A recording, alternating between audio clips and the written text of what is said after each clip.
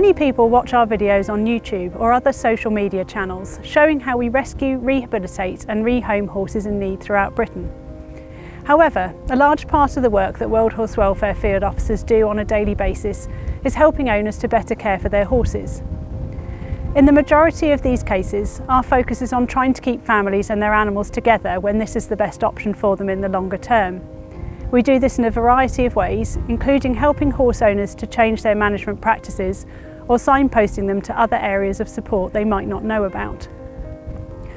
Horse owners and their families often approach us for help when their circumstances have changed, meaning they are struggling to provide the necessary care. However, we also understand how difficult it can be to ask for help, which is why we have developed our Help for Horse Owners support service. I'd like to show you a case which highlights how a sudden change in circumstances can quickly see a situation spiral out of control. Our field officer Ray explains how World Horse Welfare provided support in this case, as well as explaining how things can be better for the horses and the owners if help is sought at an earlier stage.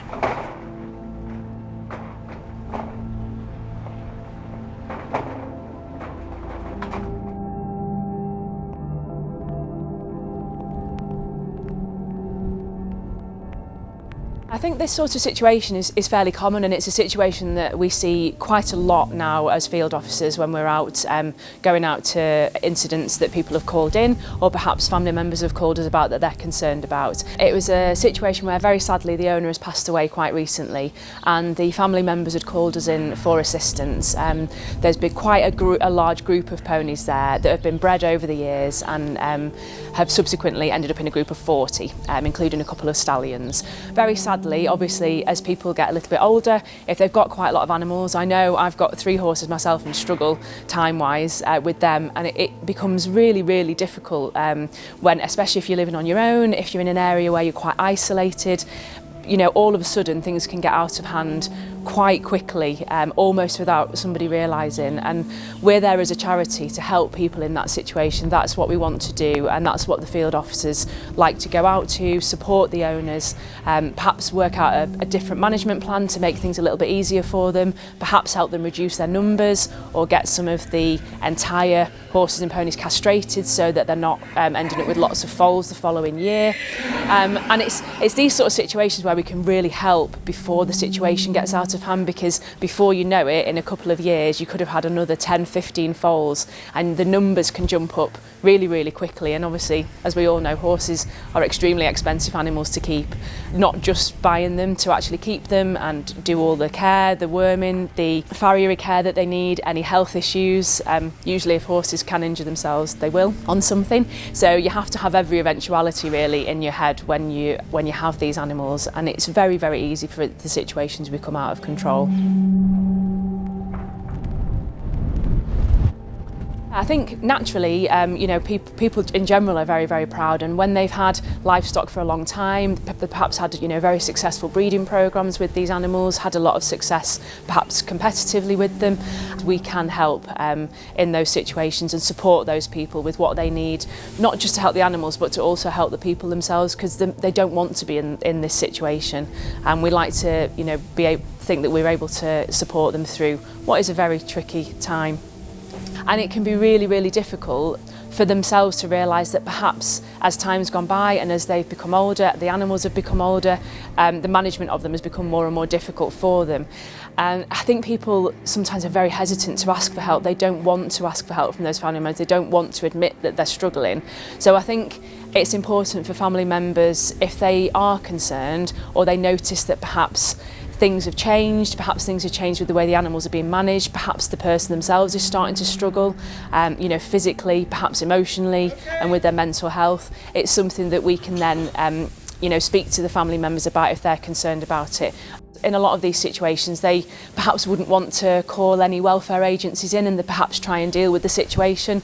And it's very hard to help somebody if they're a very proud person and they don't particularly want to be helped, even if they perhaps have recognised that they might need some help. It sometimes just takes that little nudge, or somebody coming in and saying, look, we can help you sort this situation out, and make things so much easier and more enjoyable for you as a horse owner, because it can't be enjoyable when you're isolated on your own, trying to deal with a number of animals and doing your absolute best with them in a very difficult situation.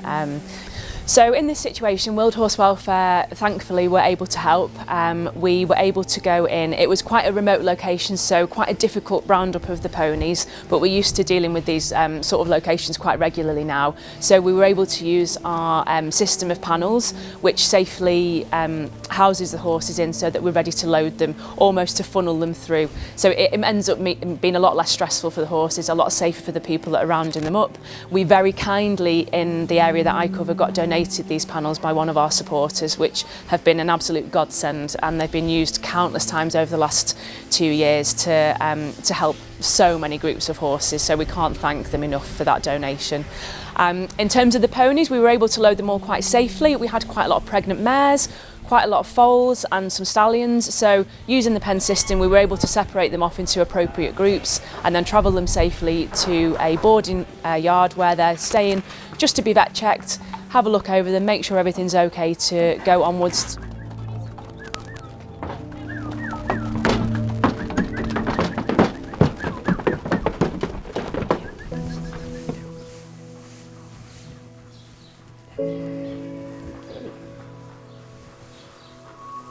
Some of these ponies we've already named. This little dun is actually called Jilly, so Jilly the filly. She was one of our favourites when we went yesterday. This little guy here, this little chestnut, who also stood out yesterday as quite a cheeky little chap, is called Basil. He'll as well be going into Penny Farm with Jilly and the group, and all being well, they will just settle nicely as their little group. We won't do too much with them straight away, but once they're all settled, they will go on and start their rehab process. These group are very settled together, which is why they're going to go as a group to Penny Farm. We tend to work out on these roundups which groups get on with each other and which ones are going to settle and travel well together. And as you can see, this is quite a settled little group, so it was decided that they'll all stay together now, and so they'll all come in, and hopefully Jilly and her friends will all start their rehab and go on to get some nice new homes. I think if a member of the family is concerned about a family member and feels that perhaps they're starting to struggle, signs to look out for would be that their management might be changing of the animals, they might not be looking particularly well in themselves, and they might be struggling financially, they might be struggling emotionally.